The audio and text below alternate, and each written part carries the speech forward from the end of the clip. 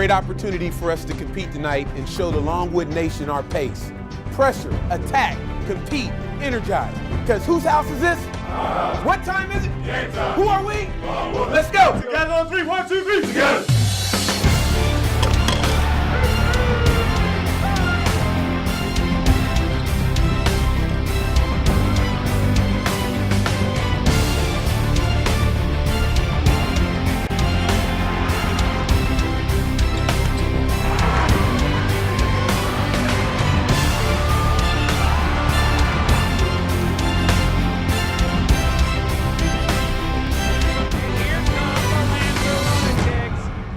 Hello and welcome to the Longwood Basketball Coaches Show with Head Coach Jayson Gee. I'm your host, Scott Bacon. We appreciate you joining us here on WVHL 92.9 Kickin' Country and here on LongwoodLancers.com. Coach, appreciate you taking the time. Conference action has now gotten underway, but for our viewers and listeners, let's take a look back. We talked about it prior to the VMI game, but 3 seasons this year for you. The first season, of course, the non-conference schedule. That came to a close just after the new year. Give us your assessment of the first season for your Lancers this year. Well, I was really pleased in a lot of ways. And if you take those 15 games that we played in our first season and you multiply it by 2, that's 30 halves.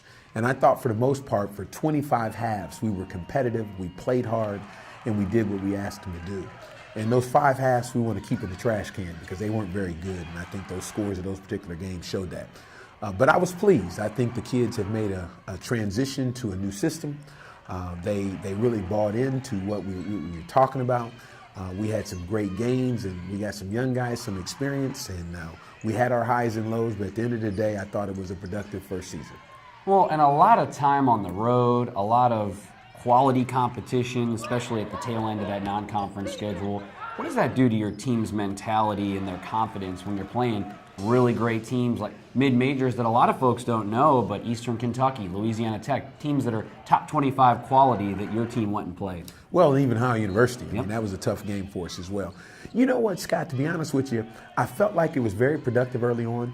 We probably played 1 or 2 too many of those games because I thought at the end our guys kind of just said, well, we don't have a chance. And they gave into that a little bit. And that's a symptom of a young program and a young coach.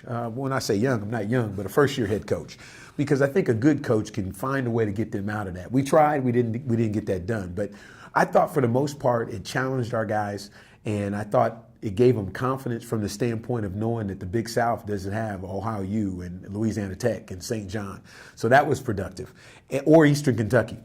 So from that perspective, I thought we drew some confidence out of it. But if I had to draw one disappointment, I thought we gave into it a little bit at the very end. Now, VMI, the team you opened up conference play with, what about that mentality going into that game? I wanted you to touch on what you talked with me about yesterday, how you let your leaders who had conference experience in the Big South kind of share their insight with the rest of the team. Well, I thought it was important to really give our new guys, and we got a lot of them, you know, LaRon Fisher, and Jeter, DJ, Isaac Belton, and even Jeff Avestein, who didn't play much last year.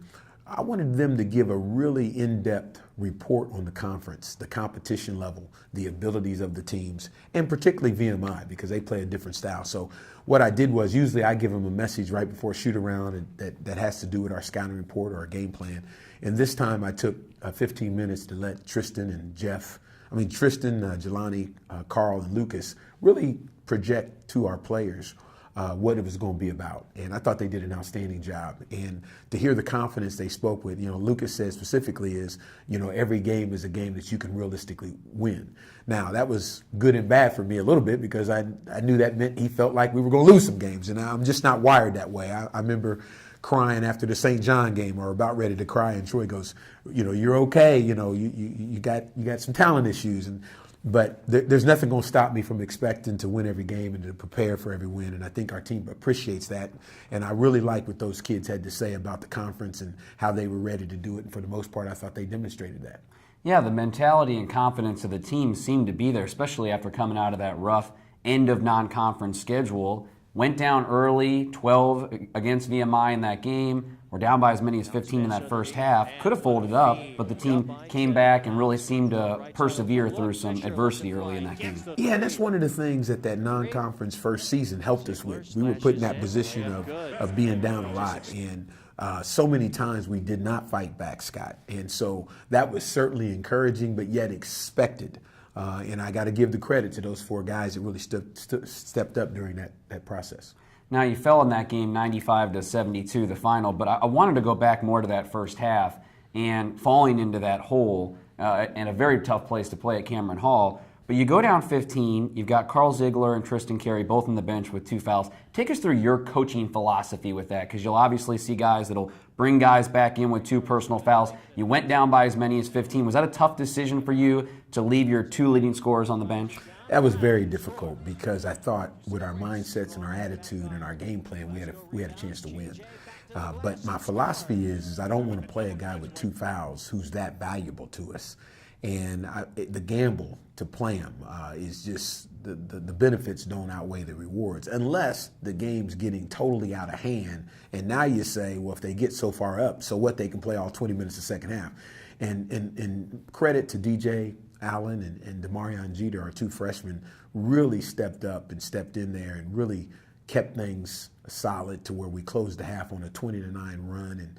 And I was really pleased with that, particularly without our 2 leading scorers. And one of our weaknesses is scoring anyway. So for them to do that was a compliment to our defense and a compliment to those guys. 28 minutes from Jeter last night, 8 rebounds.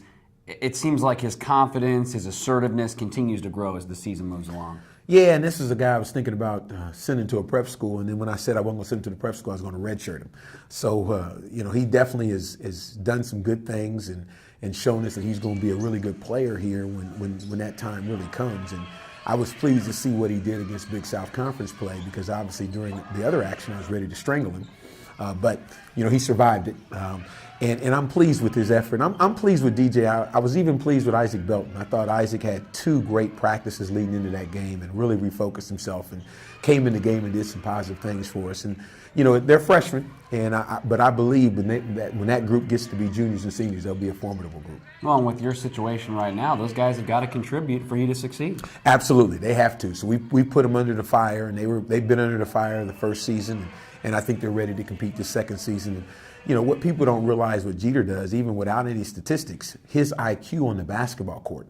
He's got our best IQ. He knows where to be. He knows our defense. He knows our offense. He knows everything about it. And, we got to put him in the lineup, and he's going to get in the lineup because our 3 biggest problems, number 1 is our rebounding. So we played really good defense, but we gave up 20-second chance points.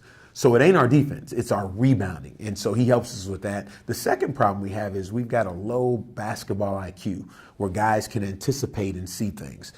Lucas has got a good IQ. Jeters has got a great IQ. And watching the film, he covered us up on a lot. And then our third biggest weakness is we're just soft. We're a soft basketball team. Now, Jeter doesn't help you in that area, but he helps us in the first 2. And I haven't figured out who he's going to replace, but he's got to get in the lineup. Well, and when you're trying to beat a press against a team like VMI, now he did have some sloppy turnovers, but also great ability to move the ball for a big guy. Yeah, he's a facilitator. He calls himself a point forward, and he does a good job at that. And sometimes I wish he would score, but at the same time, I think he's that kind of guy that just is unselfish kid, has a lot of confidence in his passing abilities, and sometimes gets stuck in the air because he really wants to pass it, a lot like Lucas. And those players stand out on this team. But if you put better players around them, all of a sudden now they look like great players. And I think when we can get to the point where we can put him in a position where he can focus on just doing what he does best, I think you'll see an even better player. Before we move on from the VMI game, I did want to touch on Lucas Woodhouse, who you just touched on, and his progression throughout the season. The game last night in the first half made me think of the St. John's game when Tristan was unavailable with an injury in that game, where you wondered what was going to happen. Down by 15, no Carl, no Tristan in the game last night. And Lucas really took control. You mentioned the contributions of the freshmen, but really helped keep the Lancers in the game and go on that run you mentioned at the end of the first half. Well, I think Lucas Woodhouse played his best game as a Lancer, and I've seen a lot of the tape last year. But we've coached him hard. I mean, we've really coached him hard, and we've really gotten after him. And he was significantly better from an energy standpoint, from a communication standpoint, from a toughness standpoint. I believe Lucas Woodhouse is a high major point guard, but he's got to add those qualities. And I thought last night he showed that. He showed a supremacy over their players, and where he could just take it to the basket and score. Now, he had 17 points, and this is really the story of our team, Scott. You want to say to him, shoot more. Well, he's going to say back to you, I did. So, one of the things that I think is holding us back a little bit is guys are working significantly harder than they have in the past, and yet it's still not enough. And here I am still asking them to go from a 2 to a 6, but they need to be an 8. And they're looking at me like, what are you talking about? And I think last night's game was an example of how hard we've coached him and his desire to get to that next level. And now we got to get him to pull some other guys up. We've talked about the Big South Conference opener, the game at VMI. We'll talk about the 2 Big South Conference games coming up this week. We come back with more of the Longwood Basketball Coaches Show with head coach Jayson Gee here on LongwoodLancers.com and the Lancers Radio Network.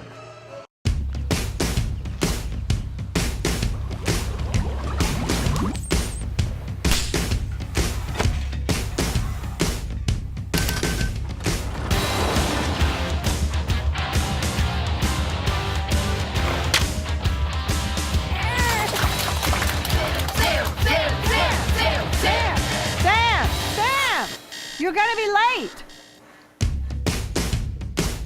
Go to whylongwood.com. Back with more of the Longwood Basketball Coaches Show with head coach Jayson Gee. I'm your host, Scott Bacon. Back here on LongwoodLancers.com and the Big South Network, and here on the Lancers Radio Network, 92.9 WVHL Kickin' Country. Coach, we talked about the Big South Conference opener, the game at VMI, the 95-72 defeat. Now a chance for your home opener in conference play this Saturday against Campbell. Give us your thoughts on the contest coming up against the Fighting Camels. Well, first of all, I'm excited to be at home and to play a Big South game at home. I slipped up. I think I've done a good job with public relations, but if I had to do it over again, I would have sent the student section emails offering them $100 a piece if they came back early. Straight cash? Straight cash. No credit card. This team really needs every advantage it can get, and coming home will help that. I like to say, Campbell is traditionally not a very good team, but when you go to High Point and you win at High Point, that tells you something.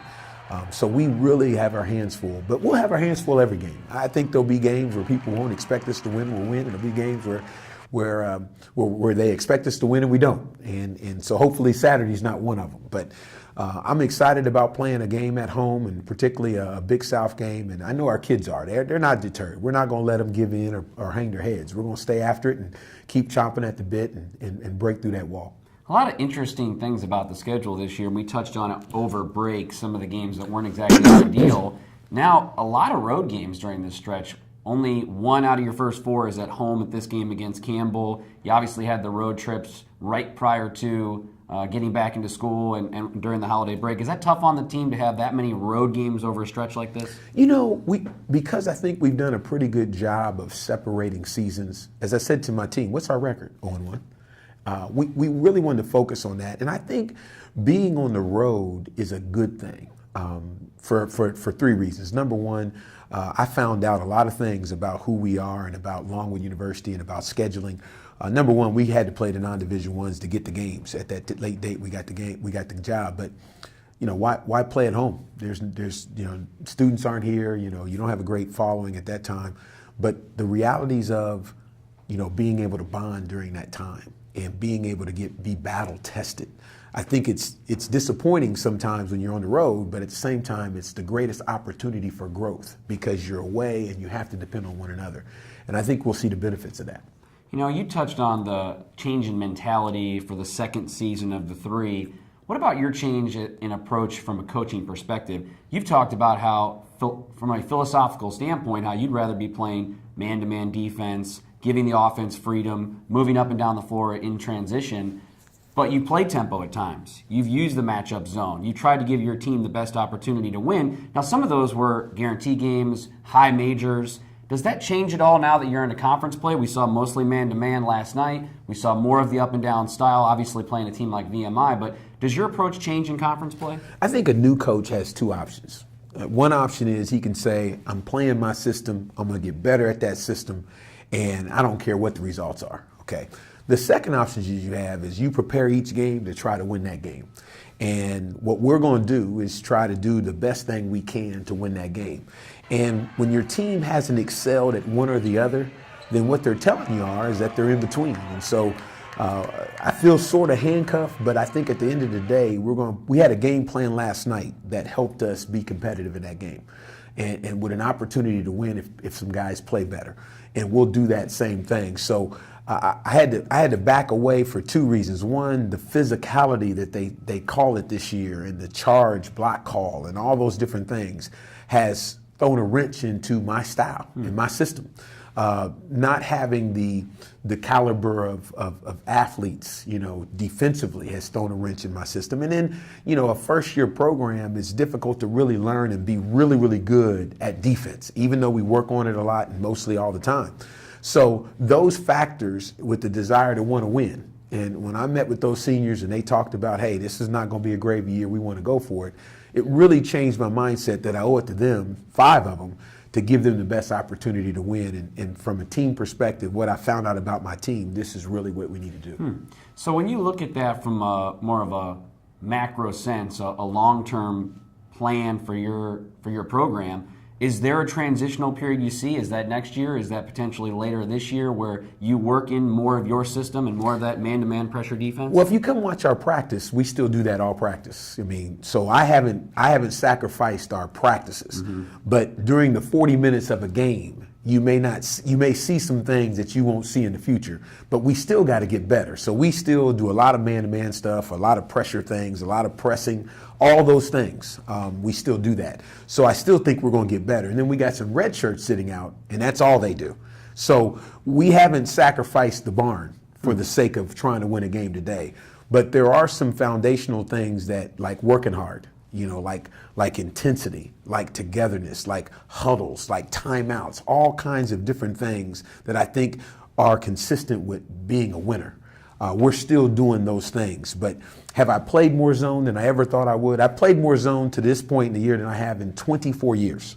So this is definitely a difference. But I also think it's given our guys the best shot. We're down 4 at Ohio when they just go beat Richmond.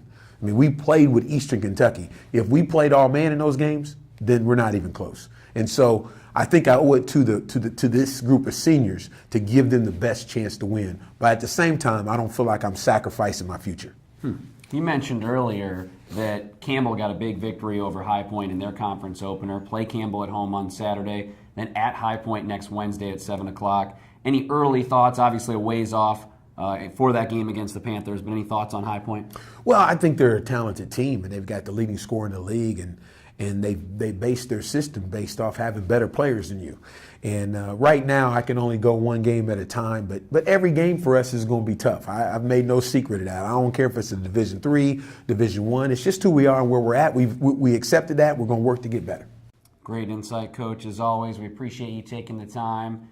Good luck on your home opener for Big South Conference action and a pair of games this week. Looking forward to it. Head Coach Jayson Gee joining us here on the Longwood Basketball Coaches Show. We appreciate you taking the time. Again, a game on Saturday, a 5 o'clock start against Campbell. The second half of a doubleheader here at Willett Hall. You can catch all the action here on LongwoodLancers.com and the Big South Network and on the Lancers Radio Network. And, of course, next Wednesday, 7 o'clock start at High Point, again on WVHL 92.9 Kickin' Country. Again, for Head Coach Jayson Gee, this is the Longwood Basketball Coaches Show here on 92.9 FM Kickin' Country and the Lancers Radio Network.